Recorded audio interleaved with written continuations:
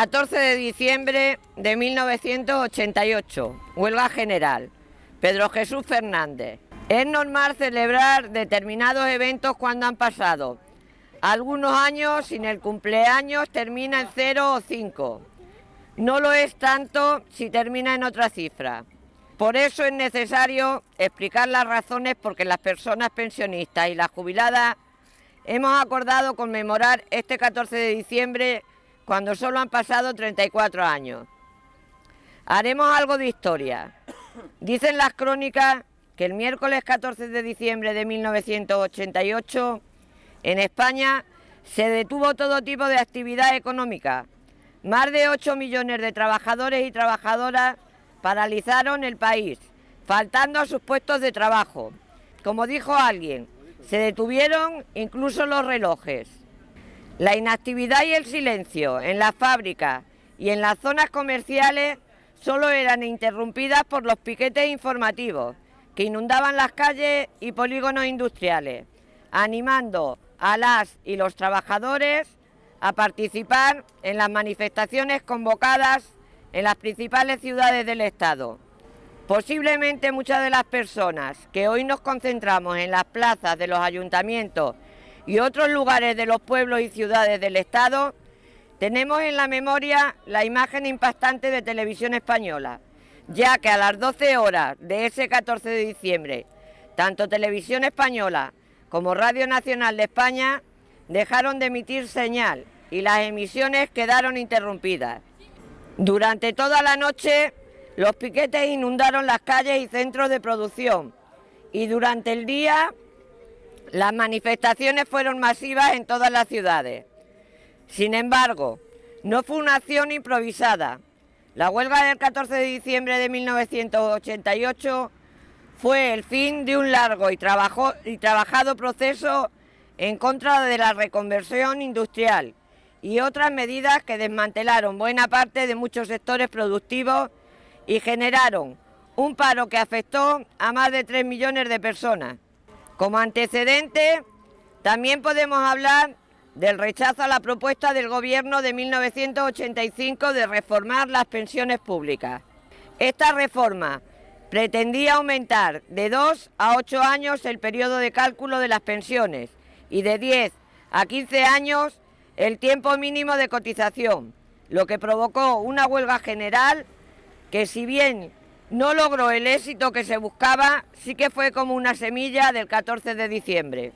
Otro precedente fue la huelga general convocada en Gijón en enero de 1983, que tuvo un seguimiento masivo e importantes repercusiones, como también lo fueron protestas en Sagunto originadas por el cierre de los altos hornos del Mediterráneo. De hecho, eran muchos los lugares donde se producían protestas, como Galicia, Cádiz o Euskadi, por la reconversión naval, en Asturias por la minería y en otros lugares del Estado español. Ahora bien, el detonante de la convocatoria de la huelga del 14 de diciembre fue la aprobación por parte del Gobierno del Plan de Empleo Juvenil, que abría las puertas al trabajo basura de las empresas de trabajo temporal y beneficiaba a las empresas con suculentas subvenciones y reducciones de cuotas a la seguridad social. También lo fue la reivindicación de equiparar las pensiones mínimas con el salario mínimo interprofesional y el derecho a la negociación colectiva para el personal funcionario, motivo de una huelga en la enseñanza pública durante unos meses que provocó la caída del Ministerio de Educación.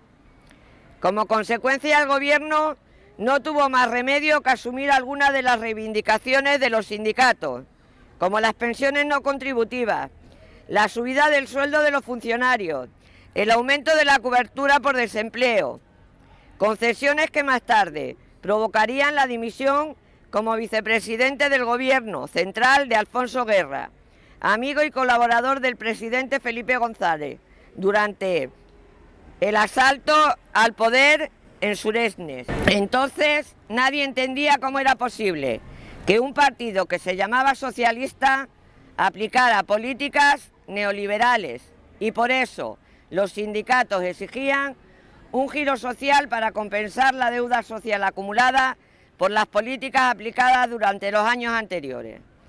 También debemos recordar el papel importante que jugaron las mujeres, ausentes de los relatos pero protagonistas de muchas luchas, como por ejemplo la lucha de las mujeres de la fábrica Jaeger, Iberia, que reivindicaron que sus salarios se equipararan a los de sus compañeros de trabajo. Actualmente son muchos los que consideran que es irrepetible una huelga como aquella, puesto que la situación ha cambiado y no es comparable. Ahora bien, las reivindicaciones del movimiento feminista y la de los pensionistas en defensa de derechos sociales y pensiones y salarios dignos para todos nos demuestran que es necesario cambiar el rumbo de las políticas del gobierno español, que es necesario aplicar políticas sociales tal y como se recoge en el documento firmado por las fuerzas que forman el actual gobierno progresista. Un documento que, según se dice, quiere situar a España como referente de la protección de los derechos sociales en Europa. El incremento de las desigualdades y la pobreza externa de cientos de miles de personas trabajadoras, mientras que los propietarios de los fondos extractivos y no productivos de nuestra sociedad incrementan sus beneficios de forma escandalosa. No es el mejor ejemplo de cómo caminar en la dirección correcta, aceptar las exigencias del poder financiero y olvidarse de mejorar las condiciones de vida de la clase trabajadora. No es la mejor opción de un gobierno progresista. Sin embargo, debemos recordar, me dice un buen amigo pensionista, que no pedimos un cambio de gobierno, sino un cambio de política, de tal modo que se garantice el derecho a vivir dignamente de la clase trabajadora, de toda la clase trabajadora. Y no queremos un gobierno de derechas, con la colaboración de la extrema derecha, que nos devuelve a la época negra del fascismo. Debemos evitar cometer errores, pero la clase trabajadora no puede renunciar a luchar por garantizar a todos una calidad de vida digna, de conformidad con la Declaración Universal de Derechos Humanos y los tratados y acuerdos internacionales firmados por España, como se recoge en la Constitución española.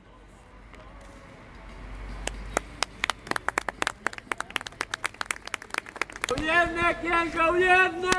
¡Las pensiones se defienden! ¡Y lo público! ¡También! Que son artículos que escribe semanalmente un pensionista de la Marea de Badalona, Pedro Jesús. Y claro, sabéis que se llevó una campaña para concienciar a la clase trabajadora, poniendo como ejemplo la huelga de 1988, de diciembre del 88.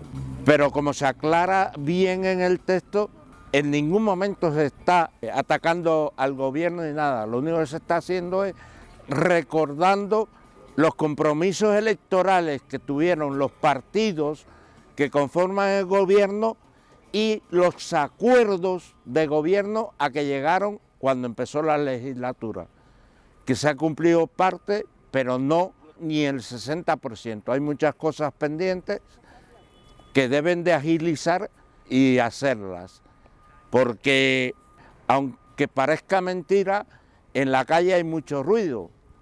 Las televisiones, los medios de comunicación españoles están blanqueando al Partido Popular y a la extrema derecha española en todos sus programas y en artículos en la prensa.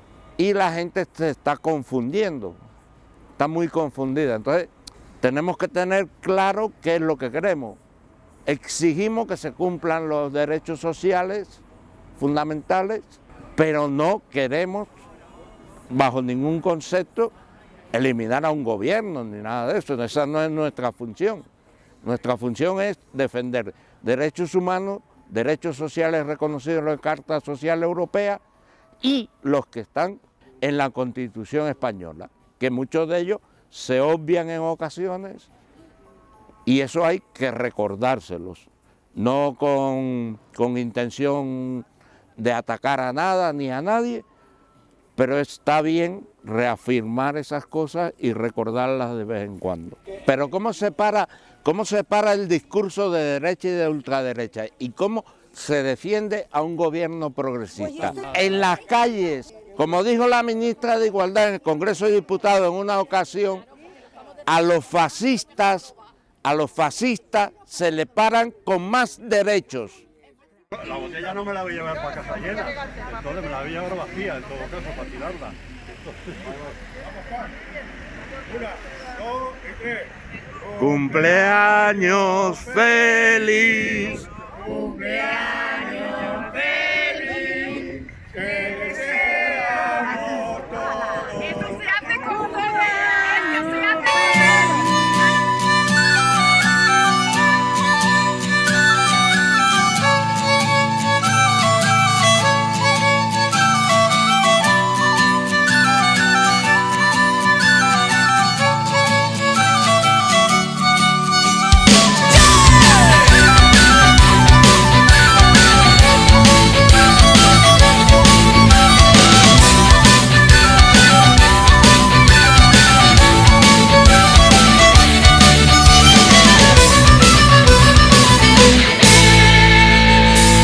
Despiertes un día y sientas que no puedes más, que en el nombre del de arriba tu vida van a manejar. Si sientes que el miedo se pega a tu piel por ser tu moneda, injusticia querer, si te rindes hermano por ti nunca pensarás.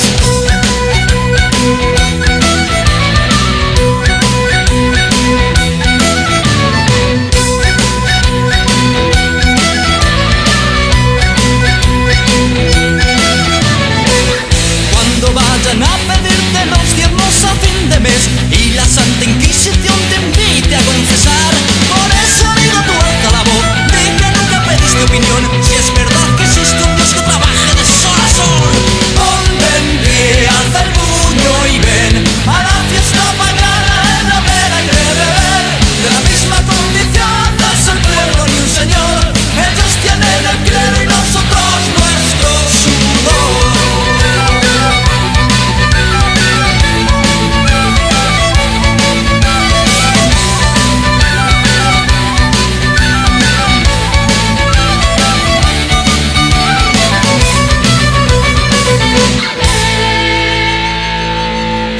Pan para los tuyos, si ves muy gordo al abad, si su virgen viste de oro, desnudará.